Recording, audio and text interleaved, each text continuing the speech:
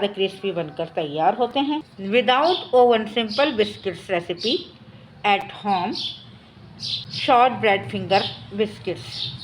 आप या तो इसको सिंपल बिस्किट्स भी कह सकते हैं या फिर इसको शॉर्ट ब्रेड फिंगर बिस्किट्स भी कह सकते हैं। शाम की चाय के साथ सिंपल बिस्किट्स आपकी चाय को लगा देंगे 4 चांद। बहुत ही ज़्यादा क्रिस्पी बनकर तैयार होते हैं। गर्मा गर्म चाय के साथ एंजॉय कीजिए और लुत्फ़ उठाएं।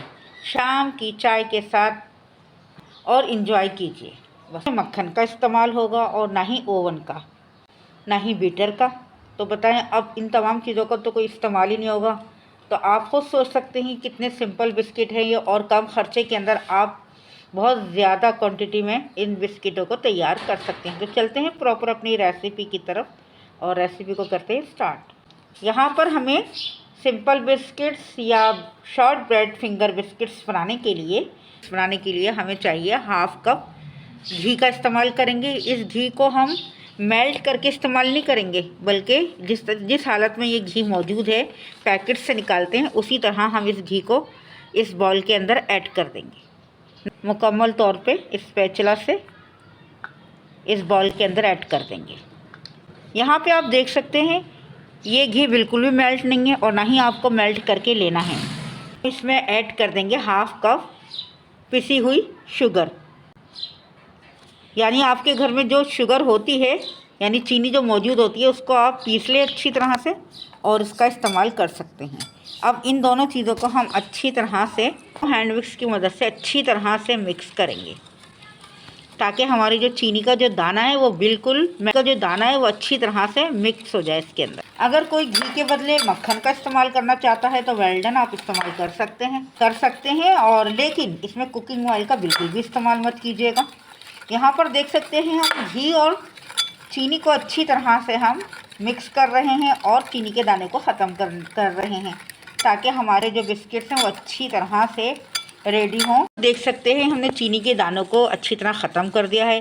ये वाइटनिश हो गया है। 1 मिनट के अंदर हमने इसको मिक्स किया था और अब हम इसमें ऐड कर देंगे 1 अदद अंडा। 1 अदद अंडे से हम ढेर सारे बिस्किट तैयार करेंगे और इस अंडे को हम चीनी और घी के साथ अच्छी तरह से मिक्स करेंगे। यानी जो अंडे की सफ़ेदी होती है ना, उसकी लचक को ख़त्म करेंगे। यानी ऐसा ना हो कि हम अंडे को अच्छी तरह से मिक्स नहीं करेंगे तो हमारे बिस्किट्स जो है वो अच्छी तरह से कुक नहीं हो सकते। इसीलिए हमें इस अंडे की सफ़ेदी की लचक को ख़त्म करना है और इसको अच्छी तरह से मिक्स करना है। यहाँ पर हमने अंडा डालने के बाद इसको अच्छी तरह से मिक्स कर लिया है, यानी इसमें कोई सफ़ेदी की लचक बाकी नहीं रही है। अब हम इस्तेमाल करेंगे 1 चुटकी नमक।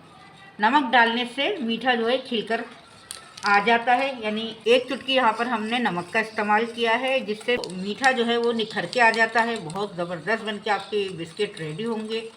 आप इसी तरह से तमाम स्टेप्स को फॉलो कीजिएगा और इसे बहुत ज़बरदस्त किस्म के तैयार होंगे। यहाँ पर हम half tea spoon vanilla essence इस्तेमाल कर रहे हैं, जिससे बहुत ही अच्छी खुशबू और जायका आता है इन बिस्किटों के अंदर। इसको भी अच्छी तरह हम मिक्स कर रहे हैं। पर हम 1.5 कप मैदे का इस्तेमाल करेंगे इन बिस्किट्स को बनाने के लिए। यहाँ हमने 1 कप मैदा लिया है।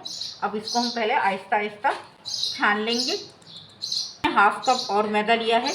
टोटल हमने 1.5 कप मैदे का इस्तेमाल किया इन बिस्किट्स को बनाने के लिए कलरफुल और फ्लेवरफुल बनाने के लिए कस्टर्ड पाउडर का इस्तेमाल करेंगे 2 टेबल स्पून। यहाँ पर आखिर में हम इसके अंदर ऐड करेंगे 1 टीस्पून बेकिंग पाउडर। कस्टर्ड मौजूद नहीं तो आप कॉर्नफ्लोर को भी तमाम चीज़ों को डाल के हम इसे अच्छी तरह मिक्स करेंगे। और अगर आपके पास कस्टर्ड मौजूद नहीं है तो आप कॉर्नफ्लोर का भी इस्तेमाल कर सकते हैं। अब इस तमाम चीज़ों को अच्छी तरह से हम मिक्स करेंगे और एक डो की शक्ल दे देंगे। ये देखिए हम इसको अच्छी तरह से मिक्स कर रहे हैं।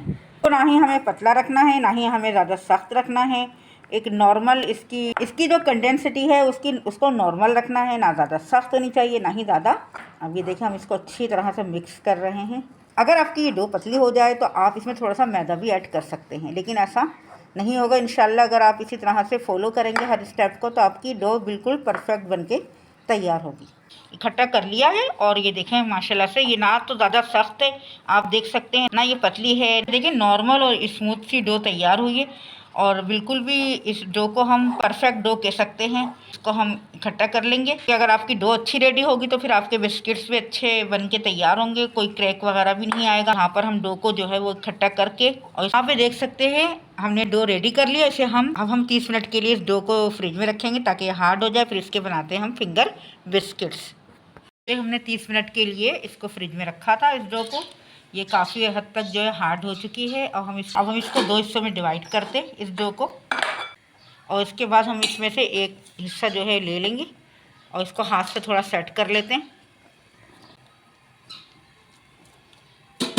यहाँ पर हमने बटर पेपर लिया है, डो का जो एक हिस्सा हम इसके ऊपर रखेंगे और दूसरे हिस्से से इसको कवर करेंगे।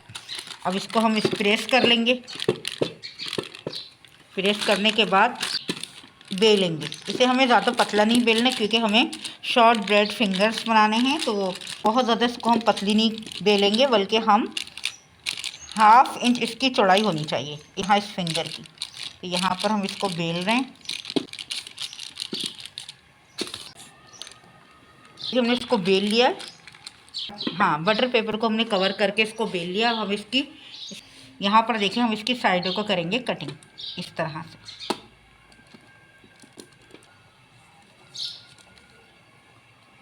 दूसरी साइड से हम इसकी कटिंग करेंगे इस तरह,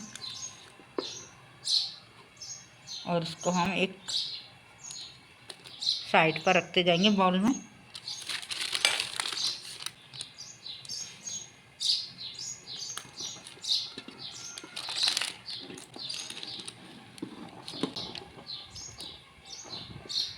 यहाँ पर देख सकते हैं हम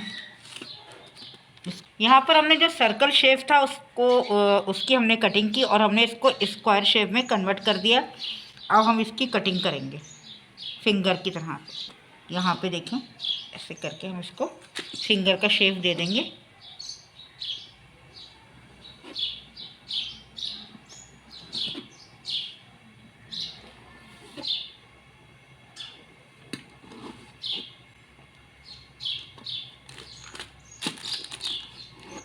पैन ले लिया है नॉन स्टिक। अगर आपके पास नॉन स्टिक नहीं है तो आप किसी पतीले में भी इसको बेक कर सकते हैं। यहाँ पे हमने कोई ग्रीस वगैरह नहीं किया है, पेपर लगा दिया है। अब हमने कुकीज़ जो हमने काटे फिंगर शेप के अंदर, अब उसको हम उठाते जाएंगे और इसमें डालते जाएंगे। फिंगर शेप कटिंग कर रहे हैं यहाँ पर।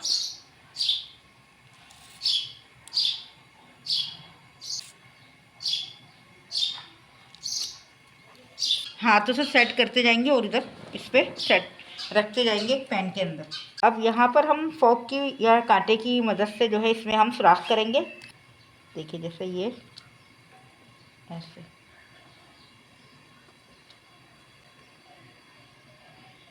इस तरह हम होल कर लेंगे।